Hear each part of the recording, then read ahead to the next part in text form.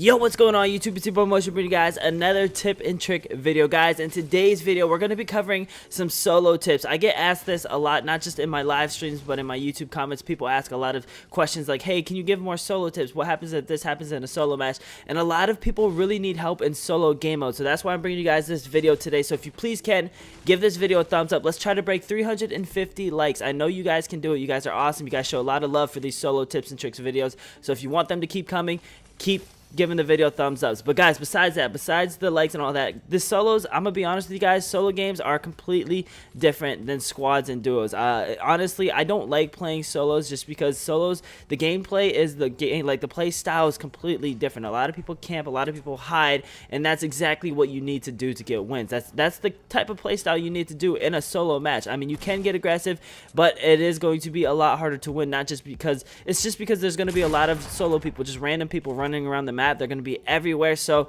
once you get a kill, if you are aggressive with that person and you kill them, I guarantee you there's going to be another person that's going to run up on you guys and try and kill you. So you're going to be weak from that last fight. So it's going to be a lot harder in a solo match. In duos, you can at least rely on your teammates to give cover fire, to build for you, to cover for you. Squads, the same thing. And then also, if I am alone, sometimes I like to play solo duos or solo squads alone, just because, again, people camp in solos. So if I'm literally running around the map, someone could literally be hiding in a house, a random house, and kill me in a solo. But if I'm doing squads, a lot of the time those people like to be a little bit more aggressive. They like to play a little bit more passive, and they don't really care to hide or anything like that. So they're out in the open a lot more, so you can get a lot of kills. So if you guys do want to get better at the game, I'm going to suggest this. Playing squads or duos is probably the best tip I can give you to get better at this game. But if you guys do want some more solo victory royales, keep watching this video. I'm going to give you guys the best tips to get more solo wins, you guys. I promise you, these tips really work. I already have over 60 wins in the season, guys, just season 4 alone. And the season's only been out for not even a week. It's been like 5 or 6 days or something like that. So 60 wins, that's averaging over 10 wins a day, which is insane, guys. So with that being said, let's get into the tips, guys. So basically, starting off is where you want to land. Now, a lot of people really like to go tilted towers and stuff like that. Don't go to any place like that. My suggestion, Risky Reel, the new place, that's definitely a good place to go. Sometimes there's going to be a few people there, but they have really good loot there. So if you go to Risky Reel, it's outside the map. There's going to be probably 1 or 2 people over there, which is it's fine, because you do want to get in some gunfights. You want to be able to kill people, so that way you can get your warm-up shot and stuff like that. You don't want to go throughout this whole game with 0 kills, just because 0 kills is a no-no. As you guys can see in the background playing right now, there's these 2 teams fighting. I'm going to push up on this person from behind, let these 2 people fight, and then once I get behind them, I'm going to kill them, because that's what you want to do with solos. If you see people fighting, you want to do the best that you can to get behind them, not be seen by them. Don't run up in there and start shooting at one from a distance. You want to make sure that you're really close to one of them, so that way you can actually get the kill and then focus on the other one. You don't want to shoot them from a distance and then they both stop focusing each other and start focusing you.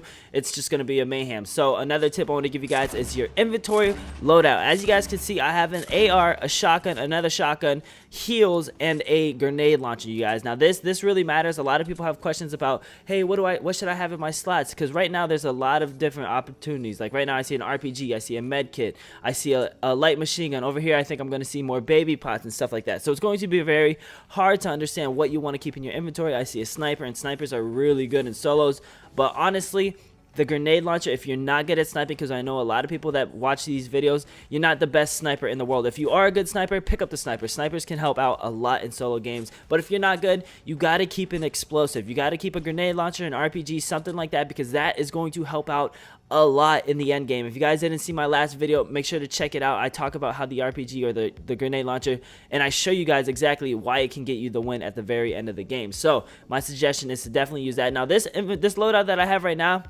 this is very iffy. The reason I'm holding 6 minis is because I love having minis on me at all times. That way, just in case if I ever get shot at or anything like that, I have something to quickly heal myself up. Now, I have 2 med kits.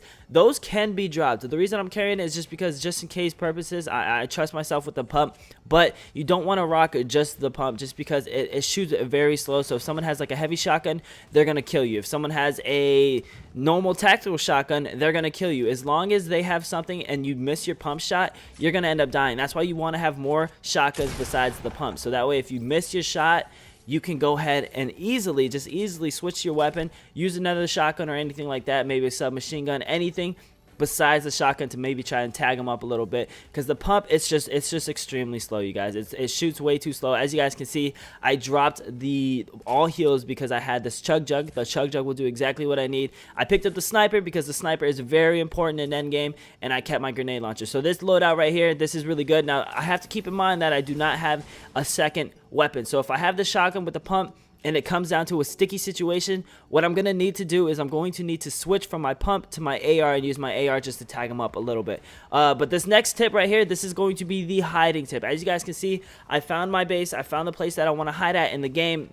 It's the Loot Lake factories, because a lot of people really do go this way. But you can see I'm repairing things up. I'm making sure that things are repaired, and I'm setting up traps at the doorway. So that way, if anyone comes from downstairs, I don't have to worry about where they are in my house. You know, this is basically my house. I'm trying to secure my house, fortify my house, make sure no one's around. You probably have traps, and this is why you need to get kills in the beginning stages of the game when it's going to be easy, so that way you guys can pick up your traps, you can have materials, you can have heals, all that stuff. So at the beginning of the game, the kills really matter. Towards the end of the game, you want to really lay low key, really hide out, kind of don't really play the game that much. Just play the circle, you know, let the circle move, find out where people are going, and you guys are going to see in the background playing right now, I'm going to pull off a few kills because of my traps. But all I'm going to be doing is literally hiding in here until the last second. So you basically want to find your house, fortify your house, make sure everything is safe, traps, all that stuff. Make sure no one can get in there. Now, as you guys can see, I hear somebody running all around me. I'm prepared. I'm waiting for him to come in my house. And luckily, he goes downstairs and he runs into my trap. So that's a free kill, free easy kill. It gets your KD up and everything like that.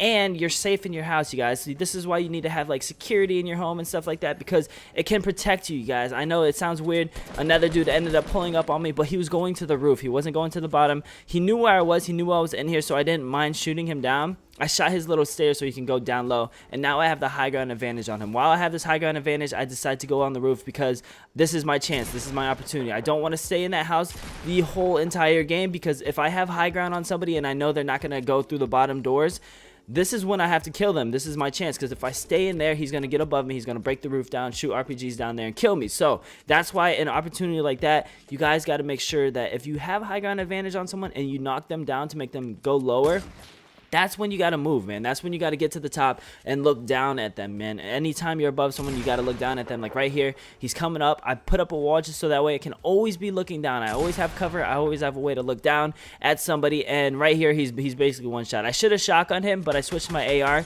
and I kind of started panicking right here, so I just kept my AR out. This dude was dodging a lot of my shots. I'm very weak. I'm one shot, and look at this. I start getting shot from behind. I'm literally one shot, 12 HP. The only thing I can do is build layers, and then run away. Run away.